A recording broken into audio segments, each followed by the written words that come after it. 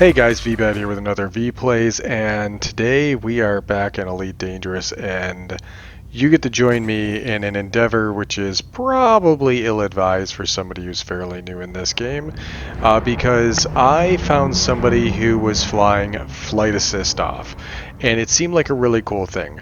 So let me explain to you, for those of you who are not familiar with this game, what flight assist off actually means, because flight assist off essentially means that you are going to be subject to all the Newtonian physics of this game. So what that means is, let's say I turn flight assist off, everything looks totally fine, right? Except I'm going to pull back on the stick real quick. Now I'm going to let go of the stick. Uh-oh. So this is what flight assist off is, and it doesn't seem like it's that big a deal until you go to try and correct for whatever input you've already done. So I'm just going to stop my spin right here. Okay. Oh, oops. Okay. All right. Wait. Okay, I think I got it. Oh, wait. And this is the type of thing you run into where you have to adjust that. And yeah, sure. I'm sure a lot of you guys are like, oh, that's not too bad. Yeah, except let's go ahead and do it again. And now I'm going to pitch back down. Oops, I hit the wrong button. I accidentally kicked the stick a little bit to the one side, and now I am spinning. Let's go ahead and try to correct both things at the same time. Oh geez, okay, hold on, wait. I think I got it. And now imagine that you're in combat and somebody's trying to kill you. We have not even introduced forward momentum, so let's go ahead and introduce a little bit of forward momentum on the turn, the flight assist on to stabilize us. Now let's go ahead and thrust forward. There we go. We're moving at 97 meters per second. Let's maybe... Oh, that's why we're having issues landing gears on. There's some speed. We are currently moving forward. All right, let's pull up. Okay, let's stabilize like we said. Okay, why are these stars flickering in that direction? That's weird. That's because currently I am essentially falling. So let's go ahead and introduce some upward thrust and try and stabilize ourselves here. So okay, now you can see these sparklies are kind of heading straight at us now. For the space dust, this is apparently how you determine how you're flying, and now we're okay, we're heading forward. So let's go ahead and thrust back now to try and stop the craft, because that's what we're attempting to do here. Bring it back down to about 0. How come it keeps hopping between 34? That's because, as you can see with the space dust, we are actually moving laterally. Well, laterally and down. So I'm actually going to push us a little bit this way and stabilize us into position here. See, I'm not even that good at it yet. So let's go ahead and thrust the other direction.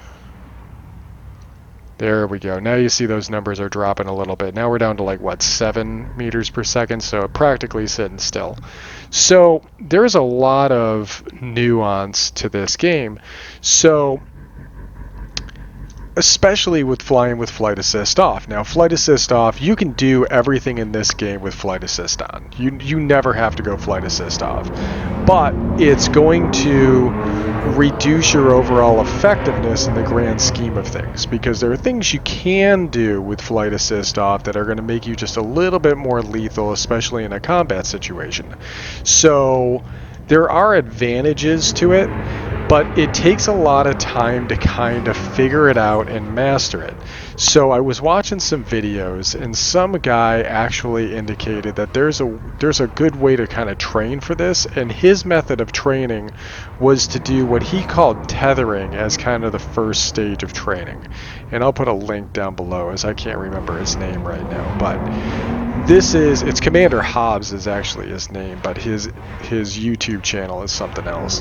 So we are going to essentially tether ourselves to the X that we're looking at right here. So I'm going to do everything I can to adjust my throttle to maintain distance and maintain proper positioning here using my setup. Now, I was using a throttle, like a HOTAS system, which has got its own separate throttle and a stick on the right hand side, and that's cool and everything. But then I discovered that there was a setup for this game where you actually use dual sticks. So right now we're actually using dual sticks to control this craft. So I have a stick that is controlling my thrust forward, backward, as well as left and right, and then I twist the stick to increase my velocity upward or downward. So that's how we're actually maintaining position right now, is I am actually using two sticks to maintain this positioning. So he said, you know, once you kind of perfected this tethering on the X, you should go ahead and try doing it sideways. Ooh, we're getting a little bit squirrely here, right? Because now I'm trying to overcorrect. Let's put in some lateral thrust. Lateral thrust. Come on. Get it back together, Veebat. Actually got to slow down a little bit. So this is actually kind of neat to do. I really feel like I'm in the cockpit, and I feel like I'm kind of in it right now. Now, the stick I'm using, they're both right-handed sticks, so there's actually like a bulb pressing into my skin right now and with the palm of my hand on my left. But it's better than it was previously. So, again, we were actually on this further back X. Ooh, it's getting tricky. Now, the whole point of these exercises isn't for... it's eventually supposed to lead to you being able to orbit around an enemy ship and maintain fire on him while he's trying to fly in forward flight, essentially. But you're, in the meantime, engaging in this kind of roundabout way of circling him. So, like, if we were to stabilize Veebat, if you can stabilize, that would be great. If I can stabilize this, I can go to an exterior camera. I was able to do it yesterday, but I also wasn't running dual sticks yesterday.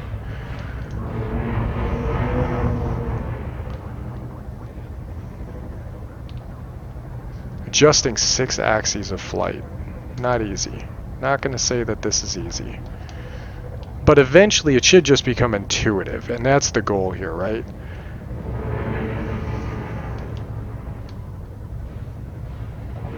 So if you can get this to be intuitive, man, it's going to be beautiful. I think you can already see some of the potential here of being able to do this. And you can see the background is flying by us. So let's go ahead and adjust. Adjust. Come on, I want to go up. There's a lot of thrust happening right now.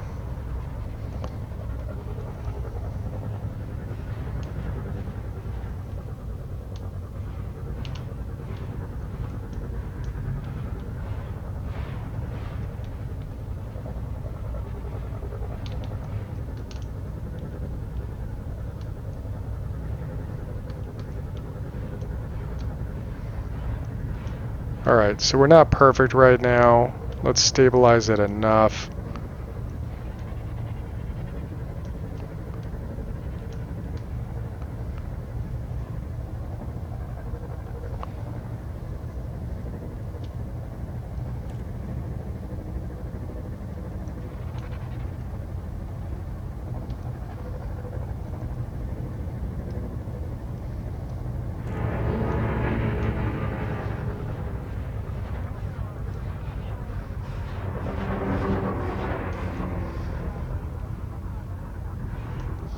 Alright, that actually isn't too bad.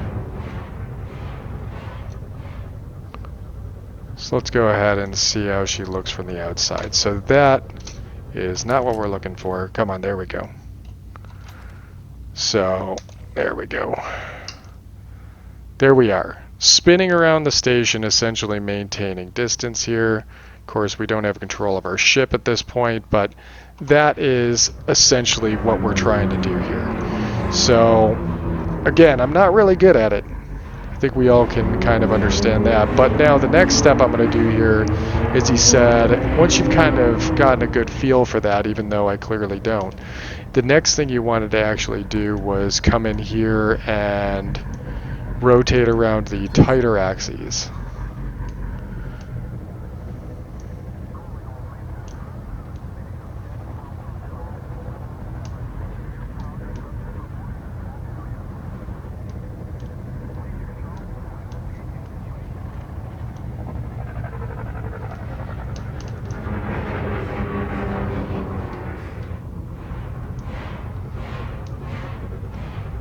nice thing about this left stick configuration is it actually allows me to be able to control all 3 axes of movement at one time.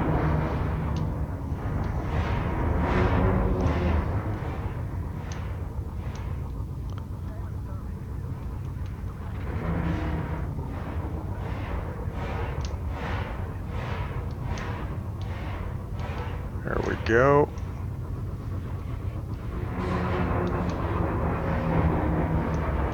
There we go. When it looks like it's sitting still, that's when you're doing the right thing.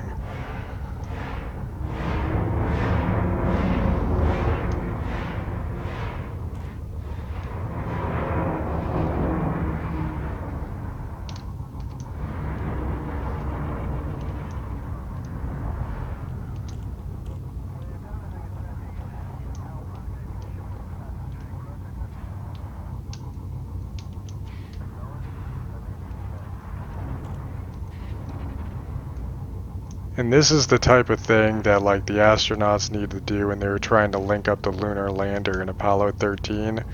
And it looked like that guy was having a heck of a time. I believe it was Kevin Bacon actually.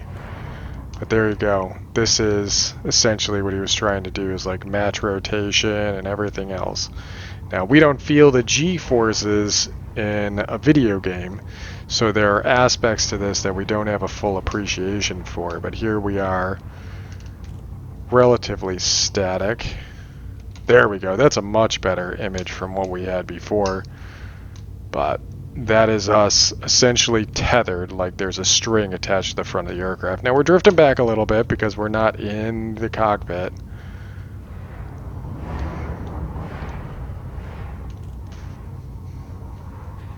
But again, we're using this stick on the left hand side to be able to give us this finite control right here of this aspect of the vessel, and we're able to tether fairly well with this.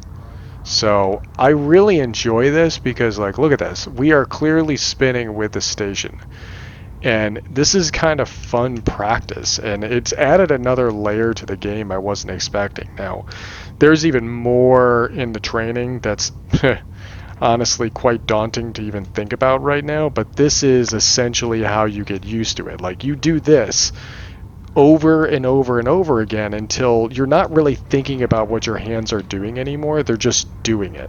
There's always little micro adjustments that need to be made, but when you're barely paying attention to it, it just happens. And you notice this, like if you're someone who's ever played like a first person shooter game, you'll note that like you don't need to think about how to move forward, strafe, left, jump, duck, crouch, power slide.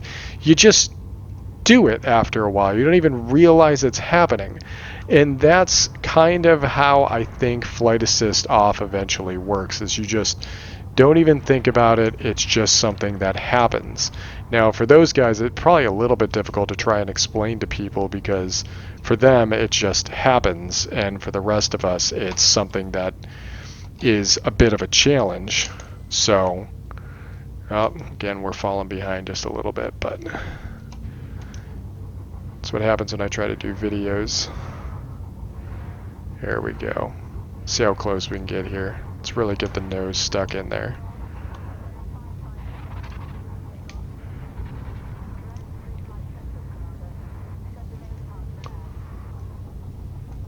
Oh yeah.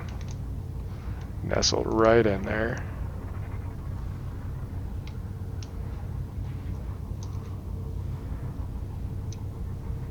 You can even see apparently these things are wiggling a little bit, the connection point.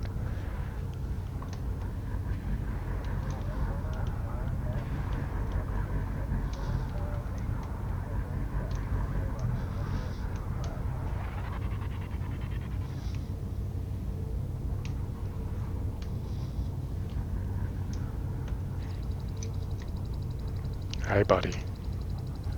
Whoa, whoa, whoa.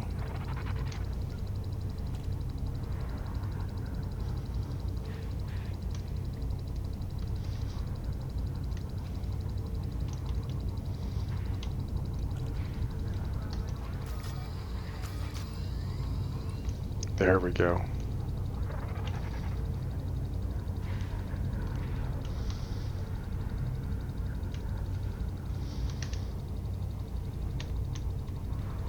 Ooh, nice.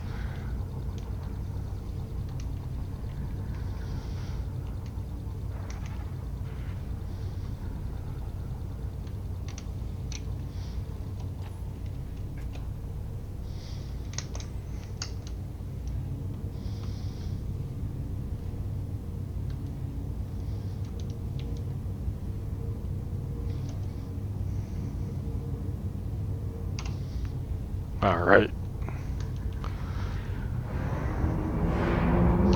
Now, one of the things this guy mentions as well is the ability to do something called... Oh, that's what we wanted. Let's go up. Up. Oh. What? Whew. Oopsies.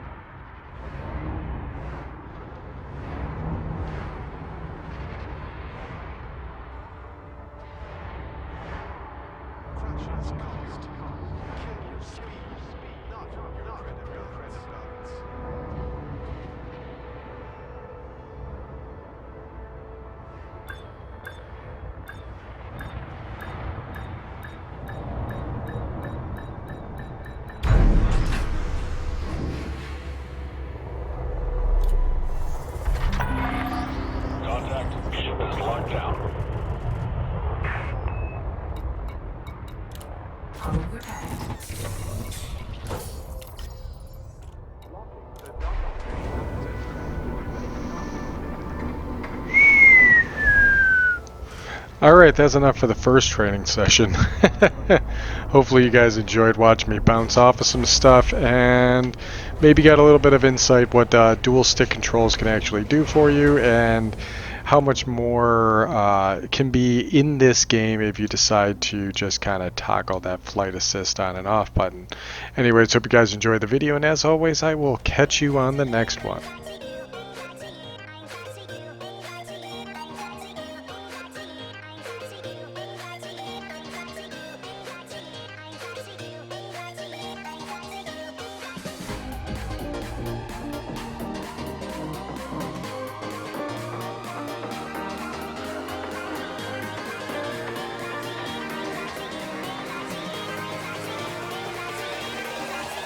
Crack it.